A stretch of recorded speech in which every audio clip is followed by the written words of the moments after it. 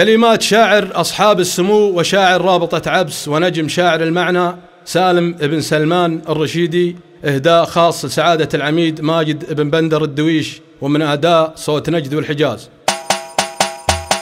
بنت القصيد اللي تفك رقابه وتحرك جبل، نصيتها للي علي بالحرام انه فخر، لو ما عرفني ولا عرفت مير لصيت وصل عند الرجال اللي تحس بالصيت وترد الخبر، ما هو تعد النشامه ولا شذوذ ولا خجل، الا تخير بالرجال اللي لهم فعل ظهر، شيخه ومنصب من كسبهن يعتبر قول وفعل عميد، لكنه لوى بالفعل لا منه ومر، هذاك هو ماجد وبن بندر وينعم الرجل، من عزوة الدوشان روس مطير والنظر حمر، انا الثلاث المعجزات اللي بها مضرب مثل، وللشجاعة والكرم واهل المواقف والسطر، رجالهم لمن فزع للمركز الاول حصل، تبشر بخير اللي تعز والك ودق لك الصدر، يا شيخ بن بندر نصيتك واعتبر مقطوع عمل، منصي وبنصاك بلزوم ما يسد به العذر، سلامه والسلام سنه وابلغت عنها الرسل، يصل مسامعك ويقبل خشمك بعز وقدر، والثاني جيتك وانا مبلي بدخيل ما دخل، الا على الله ثم علي ولا خبر غيرك ذخر، ونشد عنك وعلمون انك لها الحمله جمل، ابنتخي بك يا ولد شيخ يشد به الظهر، العلم كله عسكري عندكم يبغى النقل، صبر 3 سنين لكن هالسنه مال الصبر، جفت محاصيله بعيد عن الاقارب والاهل، هو يعول ايتام وارامل ويرعى له بشر، واقسم قسم بالله ما جيت اتوسط له جهل، الا اني ادري عن ظروف كلها موت حمر، صغير سن وفي عيون امه واهل بيته زحل، ويتيم ابوه من خلقته عايش على خط الفقر، ما بين حايل والرياض اكيد ما دربه سهل، ان كان داوم في خطر وان كان عود في خطر، وهو راح الجنوب بديرة صحراء محل، من ديرة مشوارها لها الحايل نعد السفر، شرحت لك وضعه ووضعي وكل باب له قفل، وان كان ما بالقفل مفتاح لو يكسر كسر، وركاب الشعر عندكم يمطير معقوله عقل، ثنيتها قدام بيتك يا الدويش من العصر، جيتك على وضح النقال انك جزل وانا جزل، وقبلت حياتي يا ماجد يا ابن بندر والعذر، جيتك على وضح النقال انك جزل وانا جزل، وقبلت حياتي يا ماجد يا ابن